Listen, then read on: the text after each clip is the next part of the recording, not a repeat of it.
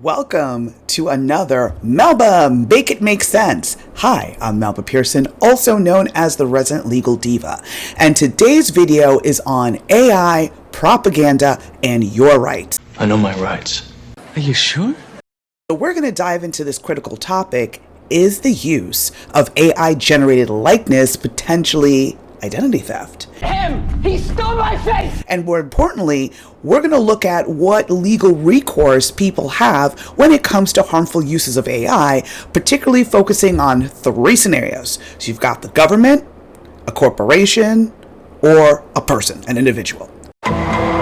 We're seeing AI technology evolve like at breakneck speed, and the line between consent and exploitation blurs, especially when we're talking about someone's likeness. So imagine seeing your face advertise a product you don't support or in a context that you find offensive. The president is flying a jet in an AI video with a crown on his head, dropping feces on me and millions of other Americans.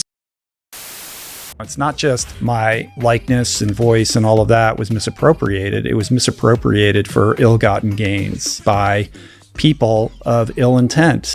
This is a real growing concern. So much so that on May 19th, 2025, before the government shut down, a significant legislative step was taken by Congress with the introduction of the Take It Down Act. Today, it's my honor to officially sign the Take It Down Act into law. It's a big thing, very important, so horrible what takes place. This will be the first ever federal law to combat the distribution of explicit, imaginary, posted without subject's consent. This law addresses non-consensual publication of intimate deepfakes and requiring online platforms to remove those types of explicit content within 48 hours. But this primarily has to do with explicit sexual materials. So what happens to AI misuse when it doesn't fall neatly into that box? Let's take our first scenario, and that's going to be government involvement. Federal government is involved with something that I didn't do. Like what? Prime example, super disturbing. In October of 2025, this year, the Department of Homeland Security was accused of doctoring content from a black teenage creator. And I seen the caption, and then I was like, wait, I didn't do that. I still got the video saved on my draft months ago on TikTok, bro. As he then finds out that video was retitled, recaptioned, and posted by DHS. They were saying, the left was saying, that we had doctored this video and changed it from an Iranian message video to anti-ICE, that we had doctored it ourselves. South Park creators mocked DHS for repurposing their clip. America's Department of Homeland Security is often borrowing from artists, TV shows, and even airlines without permission. ABC News reports DHS isn't addressing copyright directly, and experts say claiming fair use is tricky when promoting a government agenda. So far, a couple of videos had music muted after complaints. And then the second narrative from the influencer, the guy who posted this video, was that, oh, he was hacked. Nope. No, I did not. We referred this to the FBI, and so we'll check on the status with them.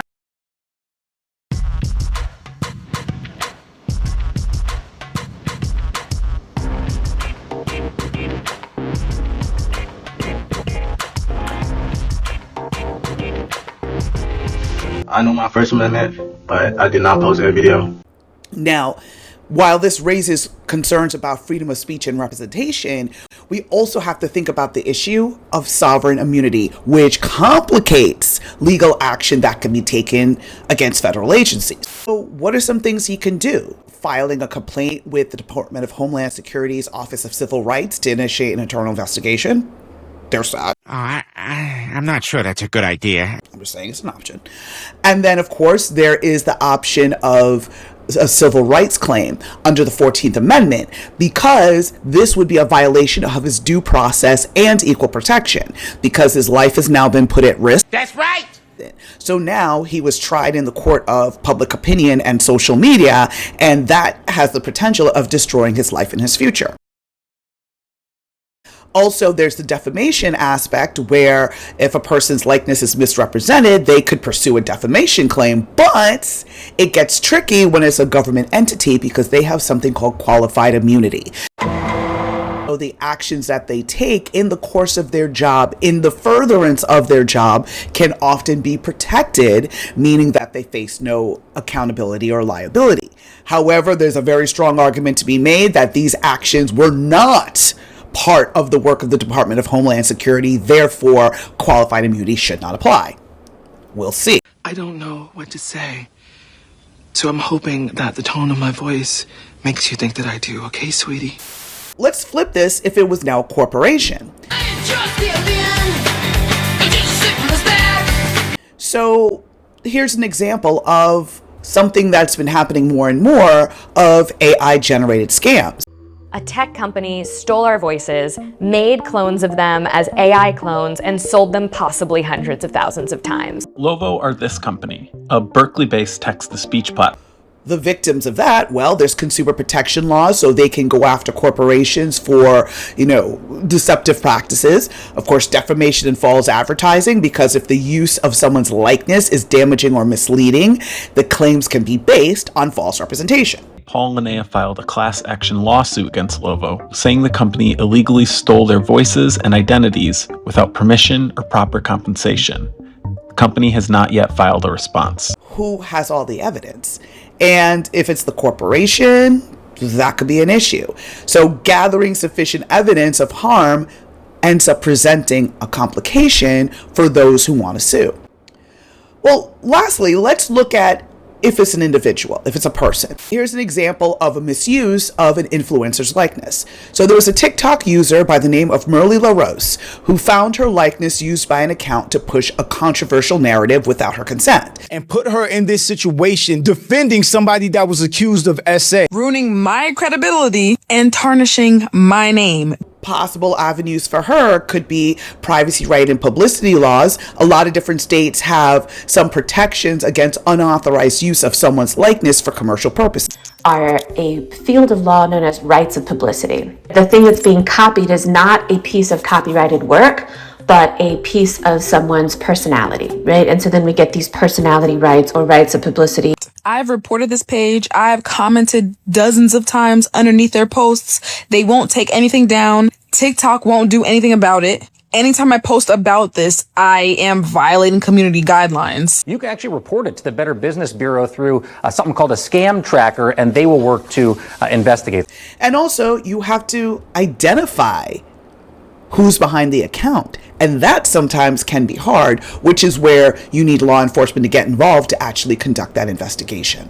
Okay. The reality is, as AI keeps evolving, the landscape keeps shifting, and that keeps creating huge challenges for your personal rights, whether the actor is a government agency, a corporation, or the person next door. Not today, Satan. Not today. We all have to be very mindful of what our legal options are, but also knowing that we have to be able to find an attorney that is able and adept at navigating these crazy systems, especially when you look at, qualified immunity, if it's the government or corporate defenses and all of that. The key is to just keep staying informed on how AI is evolving. Make sure to try to protect your accounts as much as possible, protect your privacy. Always keep Googling yourself and just looking out there to make sure that there's no images or anything out there of you that are problematic. But once she started poking around the company's site, Linnea said she found an AI voice that sounded just like Paul. I mean, I was stunned. I couldn't believe it. And out of pure curiosity, I just started listening to the other voices, thinking maybe I'll recognize someone I know, a colleague from the voiceover world. And that's when I stumbled upon my voice. So if you or anyone you know finds yourself impacted by AI misuse, definitely seek legal advice. Stay informed, advocate for stronger protections on the state and the federal level, and do everything you can to safeguard your digital likeness. Regulators. We regulate any stealing of his property. We're damn good, too.